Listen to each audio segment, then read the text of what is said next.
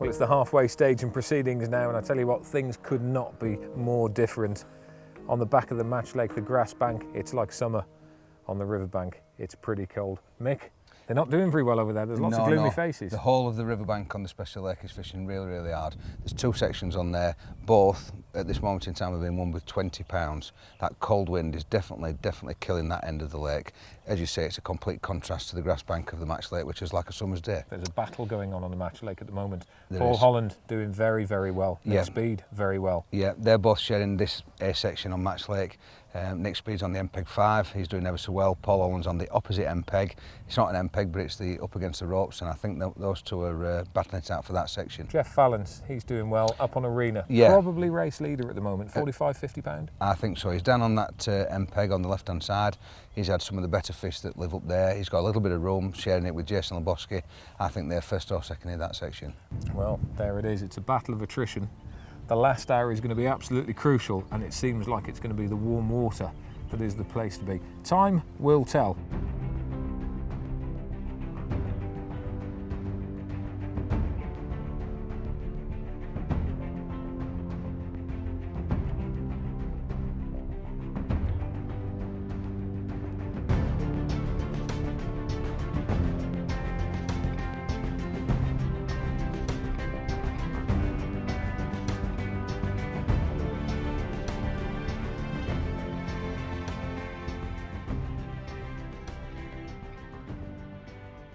Well, Nick Speed's absolutely flying. I would say that he's got this in the bag at the moment. Yeah, he's definitely into a routine now. He's got the bigger fish lined up, and he's just taking them, just, you know, filling his boats, as it were.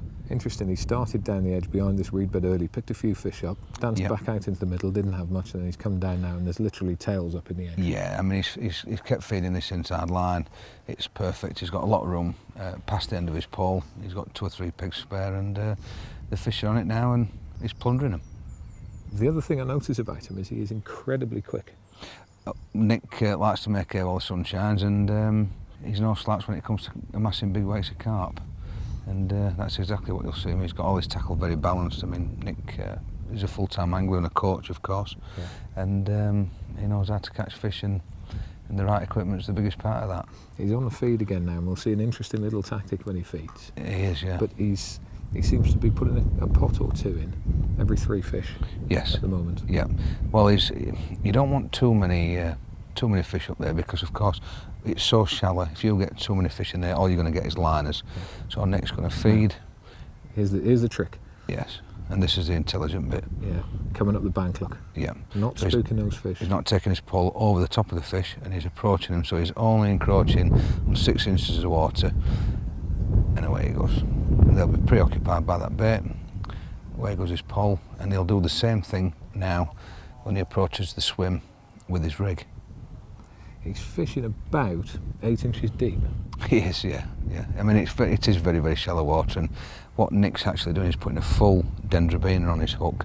Now, the one thing about dendrobinas is that when you're fishing in such shallow water, they're a great bait, because the carp, they want to take that right to the back of the throat and kill that bait. It's a big bait, and they need to crush it in the back of the throat, unlike a piece of meat or a piece of corn where they will suck and blow.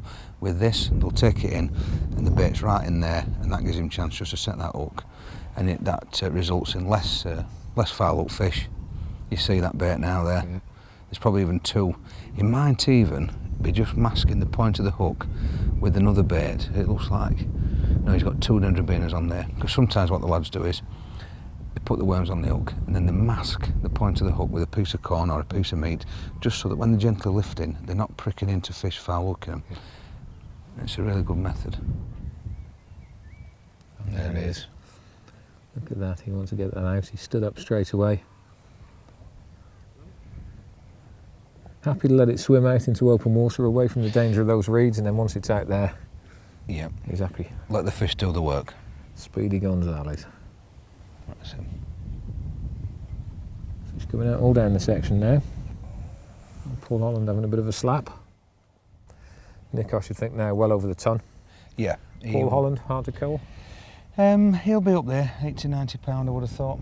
But Nick were admitted to 70 pound earlier, and he's definitely caught some fish on top of that, and better fish as well. Once again, no messing. Another £4, No. £3? There's no flies on Nick. That'd be £4.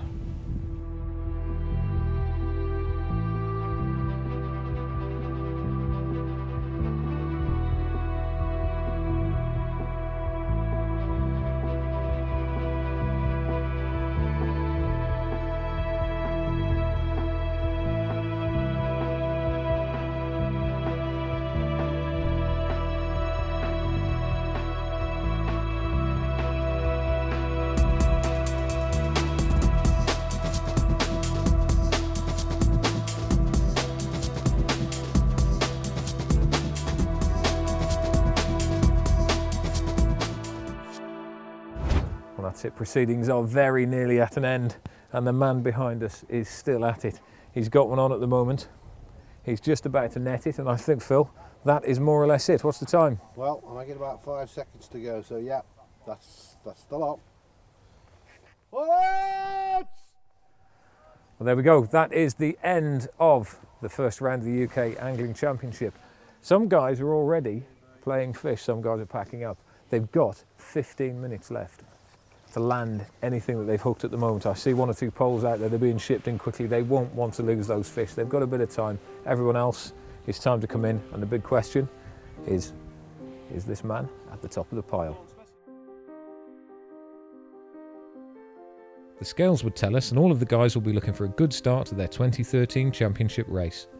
The higher up the section they finish, the less points they score, and the tournament winner will be the angler with the least points at the end of round 4. At the moment though, the big question was whether Paul Holland or Nick Speed would be victorious after a great final hour.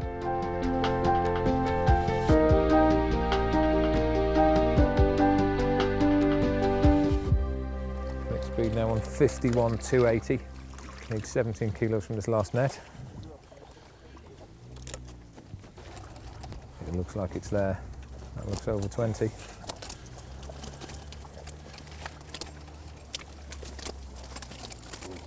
Kilo 400. 16 kilo 400. It is a lot closer than we thought.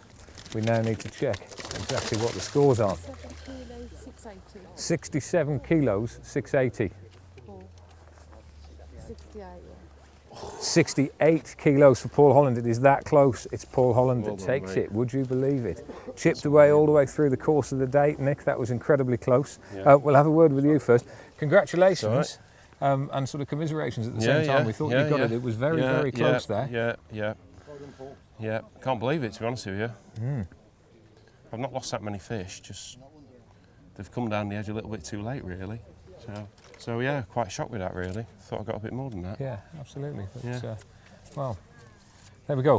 What can we say? Yeah, that's fishing. Yeah, quite shocked. I've enjoyed it though.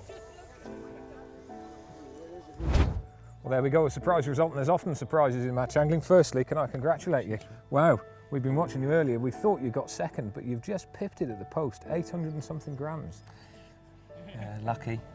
To be honest, Rob, I've had more than enough on the hook to win it quite comfortably, but where I was fishing was top 6 to these lilies, and it was too close really, but they were there and they didn't move, and with an hour and a half to go, because of surely how many I've lost, just hooking them, and they're just going straight in. I'm having to pull too hard, and I've come a section shorter, and I've had one bite there with an hour and a half to go. Yeah. And I lost my way a little bit. And to be honest, if I'd have just carried on fishing there and then long and shallow, and on the bottom, but it's one of them, you just got to fish where they are. They won't come to you. They're so big, aren't they? No, that's right. But you've done it. Was word getting up the bank as to what Nick was doing? To be honest, I do tend to keep an eye on it, and I thought Nick had caught a hell of a lot more than me because, you know, I'm catching fish, say, 2.5 pound average. It's one bite £8, another bite £10. And to keep them coming all day, especially when it's flat, it's very hard to keep them coming. And it's just a case of just literally, if I couldn't get a bite, you know, I'd go out shallow, maybe catch 1 or 2, and it was too flat, they weren't really there. And then I'd try on the bottom, maybe catch 1, come short. I was literally fiddling, just trying to keep something in the net all day long and just hope and pray that it'd be enough. And well, it certainly paid off, hasn't it? Yeah. It was enough by the narrowest of margins, but there you go. So what would it mean to win the championship? Yeah, everything.